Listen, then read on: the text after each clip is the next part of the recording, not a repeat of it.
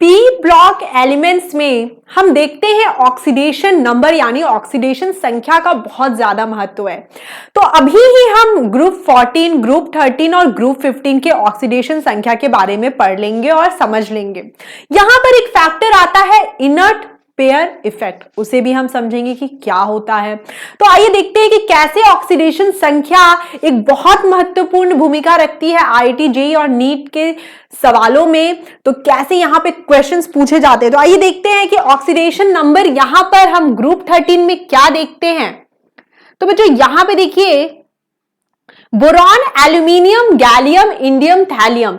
हम एक्सपेक्ट करते हैं कि ग्रुप 13 एलिमेंट्स है, ग्रुप 13 एलिमेंट्स है, तो इन सभी का जो ऑक्सीडेशन स्टेट होना चाहिए, जो सबसे ज्यादा स्टेबल या जिसे हम स्थायी बोलते हैं, वो +3 होना चाहिए। लेकिन यहां पे थैलियम के केस में ये +1 होता है। तो इस चीज को अभी हम देखते हैं और अच्छे से समझते हैं। तो बच्चों यहां पे देखिए कि बोरॉन, ग्रुप 13 एलिमेंट्स की बात कर रहे हैं हम, ग्रुप 13 एलिमेंट्स की बात कर रहे हैं, जहां पर हमने देखा था कि इलेक्ट्रॉनिक विन्यास, जो हमें इलेक्ट्रॉनिक कॉन्फ़िगरेशन मिला था, वो था NH2NP1 और NH2NP1 मतलब यहां पे +3 स्टेट ज्यादा स्थायी होना चाहिए, ज्यादा स्टेबल होना चाहिए। यहां पर देखिए बोरॉन, एल्यूमिनियम, गैलियम, इंडियम और थैलियम। यहां पे देखते हैं कि बोरॉन का +3 स्टेट बहुत ज्यादा स्टेबल है, एल्यूमिनियम का +3 स्टेट बहुत स्टेबल है, गैलियम का भी +3, इंडियम का भी +3, लेकिन थैलियम ने +3 भी दिखाया और +1 भी दिखाया, और +1 स्टेट थैलियम का बहुत ज्यादा स्टेबल है। क्या रीजन है? यहां पर रीजन है इनर्ट पेयर इफेक्ट। ठीक इसी तरह अब हम बात कर लेते हैं यहां पर ग्रुप 14 की। यहां पे हम ग्रुप 14 की भी बात कर लेते हैं, जिसका इलेक्ट्रॉनिक विन्यास हम देखेंगे NH2NP2। यहां पे हम इसका इलेक्ट्रॉनिक विन्यास देखेंगे NH2NP2। हम जानते हैं कार्बन, सिलिकॉन, जर्मेनियम 3 और लेड, यहां पर Pb। तो देखिए हम जानते हैं कि ग्रुप 14 है मतलब +4, जैसा कि आप जानते हैं कार्बन का टेट्रावैलेंसी होता है, टेट्रावैलेंसी होता है, मतलब यहां पे कार्बन हमेशा +4 ऑक्सीडेशन स्टेट दिखाना पसंद करता है। तो +4 इसका स्टेबल होगा, सिलिकॉन का भी +4, यहां भी +4, और लेकिन Pb के केस में ऑक्सीडेशन स्टेट 2 संख्या कम आएगी। यहां पे ये +2, देखिए +3 +1 कितने का डिफरेंस है?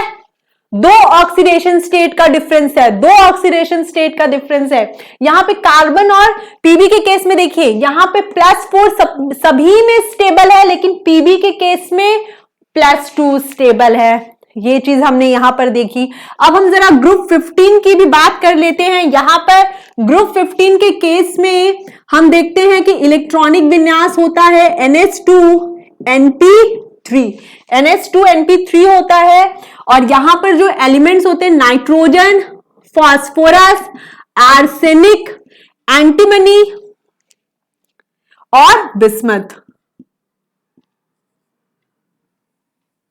नाइट्रोजन, फास्फोरस, आर्सेनिक, एंटीमनी और बिस्मथ। तो नाइट्रोजन के लिए हम जानते हैं कि +5 स्टेबल है, फास्फोरस का +5, आर्सेनिक का +5, यहां पे एंटीमनी के केस में भी +5, लेकिन बिस्मथ के केस में +3 स्टेबल होता है।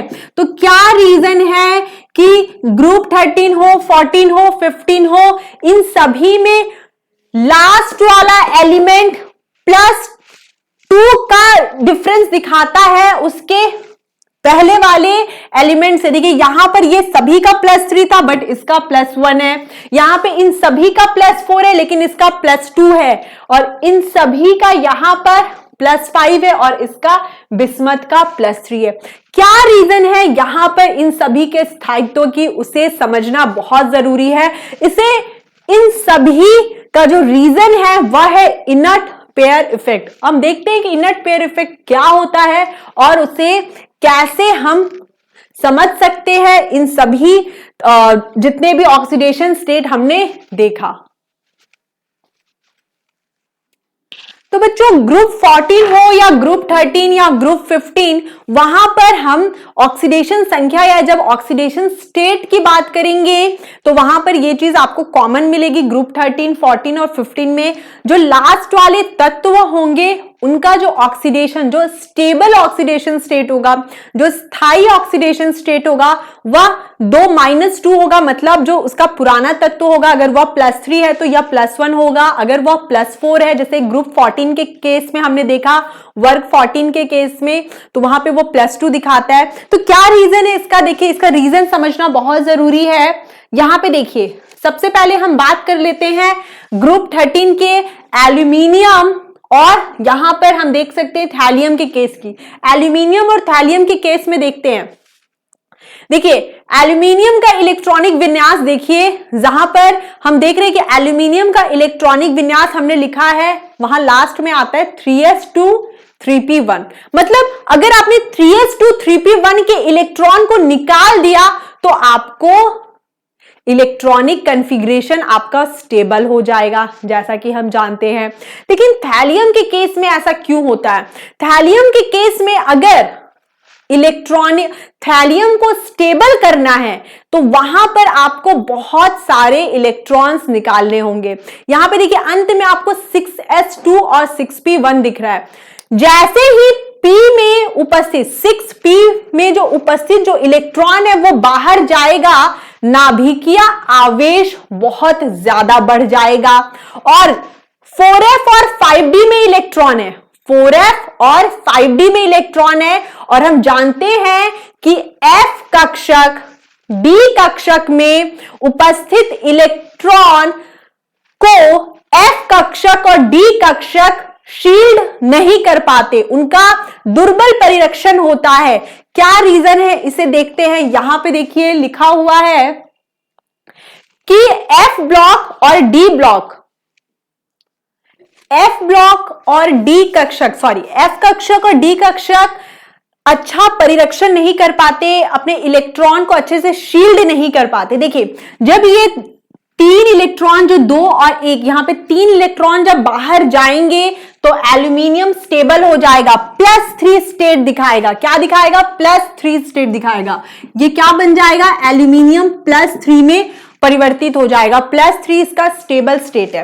लेकिन जब बात करेंगे थैलियम की, देखिए जब 6p1, जब ये इलेक्ट्रॉन निकलकर बाहर जाएगा, यहां पर जब ये इलेक्ट्रॉन निकलकर बाहर जाएगा, सिर्फ p कक्षक का इलेक्ट्रॉन निकलकर बाहर जाएगा, नाभिकीय आवेश बढ़ जाएगा। नाभिकीय आवेश मतलब नाभिक की शक्ति और बढ़ जाएगी।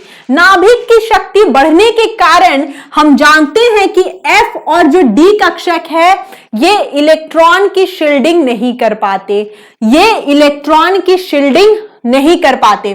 तो जो ये 6s2 में जो उपस्थित इलेक्ट्रॉन है वो नाभिक के समीप आ जाएगा। वो क्या होगा? नाभिक के समीप आ जाएगा। लिख लीजिए यहां पे, नाभिक के समीप आ जाएगा, जिसके कारण हम इन 2 इलेक्ट्रॉन को नहीं निकाल पाएंगे, क्योंकि F कक्षक और D कक्षक अच्छे से यहां पे शील्ड नहीं करते हैं। यही कारण है कि जो यहां पे जो उपस्थित इलेक्ट्रॉन होंगे वो नाभिक के समीप चले जाएंगे, और नाभिक के समीप जाने के कारण इन 2 इलेक्ट्रॉन का रिमूव करना, विलोपन पॉसिबल नहीं होगा। तो यहां पर सिर्फ एक इलेक्ट्रॉन बाहर जाएगा, कौन सा? 6p1, और यहां पर हमें थैलियम प्लस मिलेगा। यहां पे हमें सिर्फ थैलियम प्लस मिलेगा। तो यही बात यहां पर बताई गई है। 4f कक्षक और 5d कक्षक दुर्बल परिरक्षण करते हैं, जिस कारण 6s में उपस्थित जो इलेक्ट्रॉन है वो नाभिक के समीप चले जाते हैं, और सिर्फ यहां पर 6p में से इलेक्ट्रॉन बाहर जाते हैं। तो यही कारण है कि थैलियम +1 ऑक्सीडेशन स्टेट दिखाता है। फिर भी वर्ग में नीचे D एवं F कक्षकों के दुर्बल परिरक्षण प्रभाव के कारण बढ़ा हुआ नाभिकीय आवेश। अब देखिए बच्चों, जब एक इलेक्ट्रॉन जाएगा, जैसे हम यहां पे देखते हैं कि सोडियम प्लस और सोडियम में किसमें ज्यादा नाभिक आवेश होगा? सोडियम प्लस में ज्यादा नाभिक आवेश होगा। मतलब जब इलेक्ट्रॉन चला जाता है तो नाभिक आवेश बढ़ जाता है। तो वही चीज लिखी हुई है कि नाभिकीय आवेश बढ़ जाएगा और नाभिकीय आवेश NS इलेक्ट्रॉन को मजबूती से बांधे रखता है। कौन से इलेक्ट्रॉन को बांधे रखता है? देखिए यहां पर कौन से इलेक्ट्रॉन को बांधे रखता है? क्योंकि जब ये इलेक्ट्रॉन जाएगा इसका नाभिक आवेश बहुत बढ़ जाएगा और वो जो NH2 यानी इस इलेक्ट्रॉन को नाभिक बांध कर रखता है। नाभिक में उपस्थित जो प्रोटॉन होते हैं इस इलेक्ट्रॉन को बांध कर रखते हैं। यही कारण है कि थैलियम प्लस दिखाता है। तो ये तो बात हुई ऑक्सीडेशन संख्या की। आइए देखते हैं, यहां पे देखते हैं कि गैलियम, इंडियम और थैलियम +1 और +3 दोनों दिखाते हैं, लेकिन सिर्फ +1 थैलियम का स्टेबल होता है। तो इन सभी चीजों को भी हमें डिस्कस करना है, इस पर बहुत सारे प्रॉब्लम्स को सॉल्व करना है। तो यहां पर हम देखेंगे कि ऑक्सीकरण अवस्था से 2 इकाई कम ऑक्सीकरण अवस्था की प्राप्ति को इनर्ट पेयर इफेक्ट कहते हैं, यानी अक्रिय युग्म प्रभाव। अक्रिय युग्म प्रभाव एक बहुत इंपॉर्टेंट टॉपिक है जो एग्जाम में पूछा जाता है। यहां पर आपको डेफिनेशन भी मिल गया है, इससे बहुत अच्छे से पढ़ना बहुत जरूरी है। हम बहुत सारे प्रॉब्लम्स करेंगे तो आपको और इजीली अच्छे से समझ में आएगा। आगे देखते हैं कि इनर्ट पेयर इफेक्ट क्या होता है। यहां पे देखिए, तो यहां पे हमने क्या देखा, स्टेबिलिटी की बात करते तो कौन ज्यादा स्टेबल होगा? थैलियम का ऑक्सीडेशन स्टेट +1 ज्यादा स्टेबल होगा। ये चीज हमने यहां पर समझी। अब देखिए यहां पर अगर हम बात करें थैलियम क्लोराइड की और थैलियम क्लोराइड, यहां पे देखिए TiCl3 और TiCl में कौन दोनों स्टेबल है उसे समझते हैं। बच्चों अब कुछ प्रश्न को देखेंगे और जो भी डाउट है वो भी क्लियर हो जाएगा। तो देखिए यहां पे boron, aluminium, gallium, indium, thallium. Boron, aluminium, gallium, indium का +3 ऑक्सीडेशन स्टेट स्टेबल है। थैलियम के केस में +1 स्टेबल है। अगर आपसे कोई पूछे कि +3 स्थायी ऑर्डर बताइए, +3 का स्थायी ऑर्डर बताइए, तो हम सबसे पहले बोरॉन, फिर एल्यूमिनियम, गैलियम और फिर हम इस ऑर्डर को इस तरह से लिखेंगे। अगर आपसे कोई पूछे कि +1 का स्थायी ऑर्डर बताइए तो यहां पर ये रिवर्स ऑर्डर हमें मिलेगा। यहां पर हमें ये रिवर्स ऑर्डर मिलेगा। प्रश्न में आपसे कोई पूछे कि बताइए यहां पर हमारे पास 2 कंपाउंड है, कौन ज्यादा स्टेबल है, कौन ज्यादा स्टेबल है? तो यहां पे देखिए इसका ऑक्सीडेशन स्टेट क्या आएगा, यहां पर ये +3 आएगा और ये +1 आएगा। और हम क्या जानते हैं, हम जानते हैं कि थैलियम के केस में +1 ऑक्सीडेशन स्टेट बहुत ज्यादा स्टेबल है। तो ये बहुत ज्यादा स्टेबल होगा, ये ज्यादा स्थायी होगा। तो ये चीज हमें यहां पर क्लियर हुई। और एक चीज है, फजान्स रूल के बारे में हमने पढ़ा था। फजान्स रूल में हमने पढ़ा था कि अगर धातु के ऊपर बहुत ज्यादा पॉजिटिव चार्ज है यानी धनावेश है, फजान्स रूल हमने डिस्कस किया था बच्चों कि अगर धातु के ऊपर ज्यादा पॉजिटिव चार्ज है यानी ज्यादा धनावेश है। देखिए यहां पर क्या है, ये ज्यादा धनावेश है, ज्यादा धनावेश। अगर ज्यादा धनावेश है तो वह सहसंयोजक आबंध बनाता है। मतलब यहां पर यह सहसंयोजक होगा, सहसंयोजक, और यह कंपाउंड यानी यौगिक आयनिक होगा उसकी तुलना में। तो ये चीज भी हमें यहां पर समझ में आती है। फजान्स रूल यहां पर उपयोग किया गया है। देखिए यहां पर हम देखते हैं कि जो थैलियम में पहला जो यौगिक है वहां पर +3 ऑक्सीडेशन स्टेट है, सहसंयोजक यौगिक है, जबकि दूसरा वहां पे +1 ऑक्सीडेशन स्टेट है, आयनिक यौगिक है। फजान्स रूल हमने डिस्कस किया है रासायनिक आबंधन तथा आणविक संरचना में, आप वहां पर जाइए और उसे और अच्छे से समझ लीजिए। मिलते हैं नेक्स्ट लेक्चर में और बहुत सारे प्रश्नों को और सॉल्व करेंगे। तब तक के लिए धन्यवाद। Thank you so much.